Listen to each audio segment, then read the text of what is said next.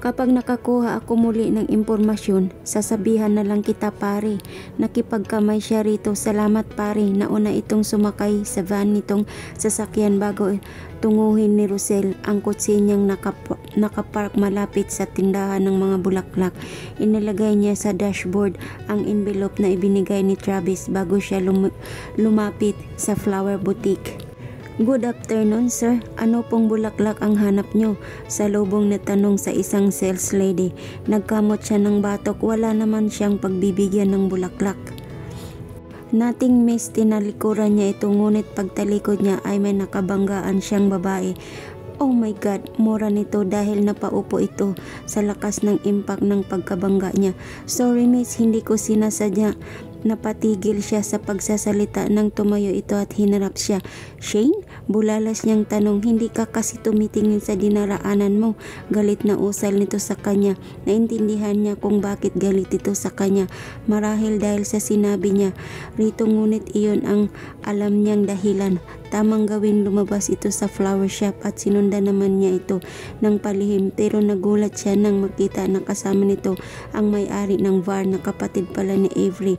Hindi maganda ang kutob niya nang sumakay ito sa kotse ng lalaking iyon. Minabuti niyang sinundan ang kotseng minamaniho ng lalaking kasama ni Shane. Alam ni Shane na kotse ni Rosel ang sumusunod sa kanila ni Edward. Hinayaan na lamang niya ang ginawa nitong iyon kahit na halatang halata niya ito. Bakit ba siya nito kailangan pang sundan? Ngayon sinabi na nito na kailangan niya itong layuan. Mas okay nga yun para hindi niya na maramdaman na nag-alala ito sa kanya. Gusto niya ito kahit sandali pa lamang niya itong nakilala. Ngunit nakabilanggo ito sa nakaraan nito sa namatay nitong asawa. Kaya kahit na anong gawin niya, hindi niya kayang baguhin iyon. Kaya walang dahilan para tuluyang mahulog siya rito. Shane, are you okay? Tanong ni Edward na napanakanakang ang tumingin sa gawi niya. Katabi siya nito sa driver's seat. Nginitian niya ito, salamat dahil dumating ka para sunduin ako. Hindi ko kasi alam kung bakit bigla na lang nagluko yung kotse ko. Bigla na lang kasing tumirik sa kalsada ang kotse niya, kaya napilitan siyang kontakin si Edward para makisabay dito pa uwi. Iniwan niya sa talyer ang kotse niya at ipapakuha na lang niya kay Manong Poldo. Wala iyon, by the way, I just want to ask you something. Kumunot ang noo niya at tumingin dito. Tungkol saan? Boyfriend mo na yung lalaking kasama mo kagabi? Tukoy nito kay Rosel. Bakit mo ba naitanong? Nakagiwing balik tanong niya nito. Wala naman, nakikita ko kasi na sobrang close nyo sa isa't isa. I mean, sa bar kagabi, kaya naisip ko na may something sa inyong dalawa. Close kami ng anak niya, siguro kaya ganun. Malungkot na sabi niya. Niliko nito ang manubila papasok sa Ferrer kung saan siya nakatira, habang sa Magsaysay Villa naman ito nakatira katabing barangay. Shane, what if ligawan kita? Tanong nito na diretsohang nakatingin sa kanya. Napaubo siya bigla sa sinabi nito. Hindi pa siya handa sa bagay na iyon, pero alam niyang sasabihin din nito ang bagay na iyon dahil napapansin niyang napanukso ito ang mga titig nito sa kanya. Siguro saka na lang natin pag-usapan yan kapag okay na ako. I mean, hindi pa ako handa. Napatigil siya sa pagsasalita nang bigla nitong hawakan ang isang kamay niya. Bigla siyang kinabahan. Bumilis ang takbo ng puso niya. Cute rin naman si Edward. May pagka-Spanish ang dating ng itsura nito. Abuhin ng mga mata, may makapal na kilay, katamtamang haba ng pilik mata at ang mapupulang labi. Wavy ang buhok nito at may magkabila pang dimples sa magkabilang pisngi. Malapit na tayo sa bahay ninyo, usal nito na nakangisi sa kanya. Hawak pa rin nito ang kamay niya, para siyang na-hypnotize sa titig ni Edward. Thank you, hinila niya ang kamay niyang hawak nito. Bubuksan na sana niya ang pintuan ng kotse nang pigilan siya nito. I insist, nakangiting sambit nito. Lumabas pa ang mapuputi nitong mga ngipin. Kinabog muli ng puso niya sa ginawa nito. Hay, pag-ilan kayang babae na bibihag nito. Inalalayan siya nito pagbaba niya sa kotse ni Edward. Hope to see you again. Ngiti lang ang isinagot niya rito. Pagkatapos ay nagpaalam na ito sa kanya. Inihatid ni Shane ng tingin ang papalayong sasakyan ni Edward bago niya tunguhin ang gate nila. Sa sulok ng mga mata niyan, nakikita pa rin ang kotse ni Rosel na nasa malayo. Tingnan lang natin kung hindi ka masaktan, Mr. Sebastian. Linggo ng gabi, isang magarbong selebrasyon ang nagaganap sa mansyon ng mga Sebastian. Buong pamilya ng mga Gomez at Sebastian ay nagtitipon-tipon para sa espesyal na karawan ni Fea. Lahat ng mga trabahador ang nagkasiya sa selebrasyon ng munting heredera. Naalala ng lahat ang namayapang si Philomena. Ang mga anak naman ng mga trabahador ang kalaro ni Fea sa hardin kung saan idinaraos ang karawan nito. Tahimik na kamasid si Rosel sa gilid. Ilang beses nang tinanong ni Fea kung darating ba si Shane at tanging sagot niya ay busy ito at baka hindi na makarating. Hindi niya ito sinabihan tungkol sa karawan ni Fea, ngunit batid niyang malalaman naman nito kung may selebrasyon na nangyayari dahil magkalapit lamang naman ang kanilang mga asyenda. Rosel, let's go! Aya ni Avery sa kanya. Lasing na ito at kanina pa siya kinukulit tumiklove. Nakahawak ito sa braso niya at panay ang hawak sa kanyang dibdib. Not now, Avery, ipapahatid kita kay Manong Philip, bulong niya. Hindi nakatingin dito, mabuti na lamang at mas madilim silang party ng hardin. Niyakap siya nito at pilit niyang kinalas ang pagkakayapos nito sa kanya. Hindi naman niya ito inimbita pero pumunta pa rin ito at wala siyang nagawa para pigilan ito. Rosel, you know, nagtataka na ako. Bakit mo ba ako iniiwasan? Humilig ito sa dibdib niya, ngunit itinulak niya ito ng marahan.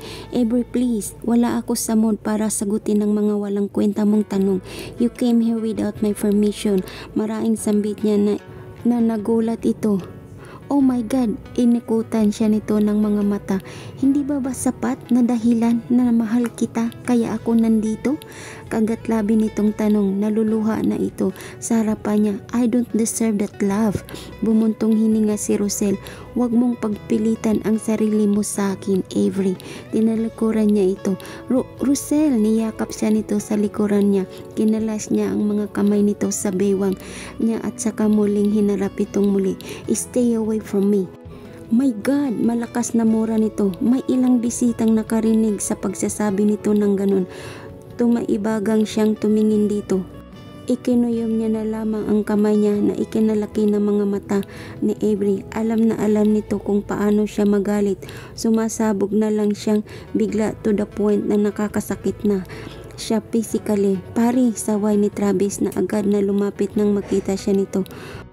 Pare, saway ni Travis agad na lumapit nang makita siya nito. Pumagit na ito sa kanilang dalawa ni Avery. Mabuti na lamang at naroon si Travis, baka hindi niya alam ang gagawin niya kay Avery. Hindi na tumanggi ito nang magpasya siyang si Travis ang magatid dito. Bago umalis si Travis ay tinapik nito ang balikat niya. Nang makaalis ang dalawa ay nagpasya siyang magtungo sa biranda. Naroon ang mga pamangkin niya na nakalalakihan na dumalo sa karawan ni Fea. Uncle Rosel, nakangiting sa lubong ni Theo, anak ng bunsong kapatid niyang si Dayan. Hey, young man, ginulo niya ang buhok nito. Ang bilis mong lumaki, binata ka na pala.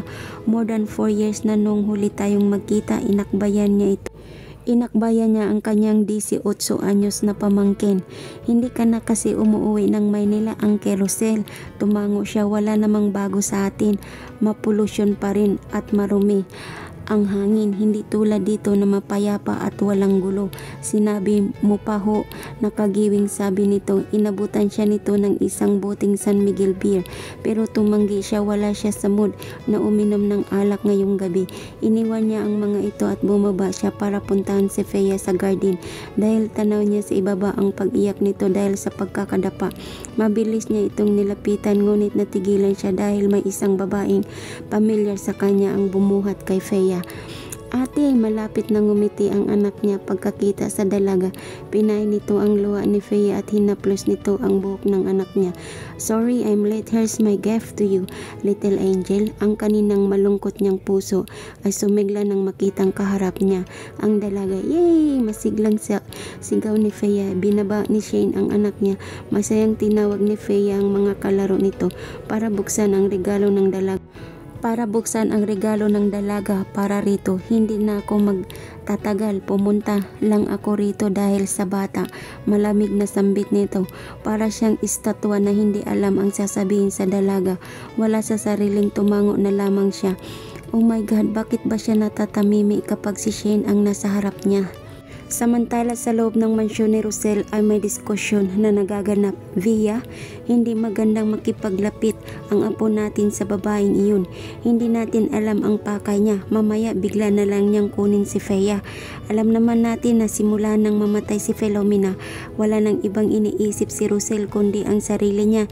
Giit ni Gwen, ang ina ni Philomena, kasama nito si Armando habang kinakausap si Bea, ang ina ni Rosel. Hindi ko mapigilan ang anak ko sa kung anong gusto niya gawin. Hindi naman niya napababayaan si Fea. Isa pa, kilala ko ang batang iyon. Siya ay yung apo ng kaibigan ko. Hindi siya masama tulad ng iniisip ninyo. Isa rin siyang heredera, wala siyang mapapala kay Rosel. Paliwanag ni Bea na halatang nagtitimpi lamang. Kung si Bea lamang ang masusunod, hindi niya gugustuhin na sa mga ito lumaki ang apo niya. Ngunit si Rosel ang nagdesisyon at wala siyang magagawa sa desisyon ng anak niya. Isa pa, sa Maynila sila naninirahan. Hindi rin naman niya mababantayan si Fea dahil abala siya sa pag-aalaga sa kanyang asawa na may sakit sa puso. Malayo na ang narating ng kanyang anak. Hindi na ito maapi ng sinuman. Mabuti kung ganun, o siyan, mauna na kami. Hindi na kami magpapaalam kay Rosel.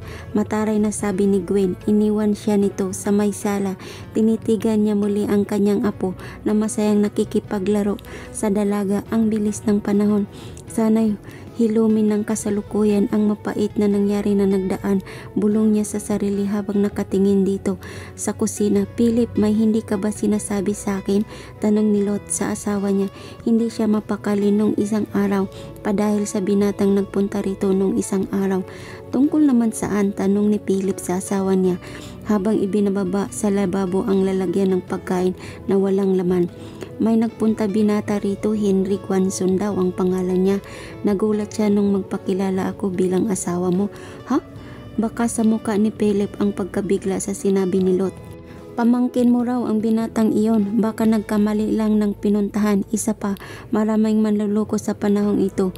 Umiwas ito ng tingin sa kanya. May nililihim ka ba sa akin, Philip? Nagdaramdam ng tanong niya sa asawa. Hindi siya nito sinagot, sa halip ay iniwan siya nito sa kusina. Philip, habol na tawag niya rito. Saka na lang tayo mag-usap, Lot. Hindi ito ang panahon para sa mga usapin na yan. Sana nga wala kang itinatago sa akin. Philip, malungkot niyang sambit at itinuloy ang ginagawang paghahanda sa kusina. Kinarga ni Shane si Fea nakatulog sa braso nito. Kitang-kita niya ang pagiging close ng dalawa, ang mga biruan ng mga ito na labis niyang kinakatuwa at ang isang bagay na ikinamangha niya sa dalaga, ang pagmamahal nito sa anak niya. Kaunti na lamang ang kanyang bisita ng mga oras na yon. Ang iba ay umuwi na dahil bumalik pa ang mga ito sa Maynila. Tulad ng kanyang ina na nagpaalam na sa kanya. Hindi niya na maipakilala si Shane dahil inaasikaso niya ang mga ito. Habang pilahim na nakamasid kay Shane, nagiging mabilis ang takbo ng puso niya dahil sa presensya nito. Kinuha ni Rosel si Fea mula kay Shane at siya na ang bumuhat sa anak niya. Uuwi na ako, Rosel. Pwede ba tayong mag-usap kahit sandali lang? Iaakyat ko lang sa itaas sa Fea. Patuloy niya sa sinasabi nito sabay tingin niya sa hagdan. Tumango naman ito at umupo siya sa selya kung saan ito nakaupo kanina. Nang maipasok niya si Fea sa loob ng kwarto nito ay bumuga siya ng hangin bago bumaba muli sa hagdan. Nakatingala si Shane sa kanya habang umiinom ng wine. Pinilit niyang magseryoso habang nakatingin ng diretso rito.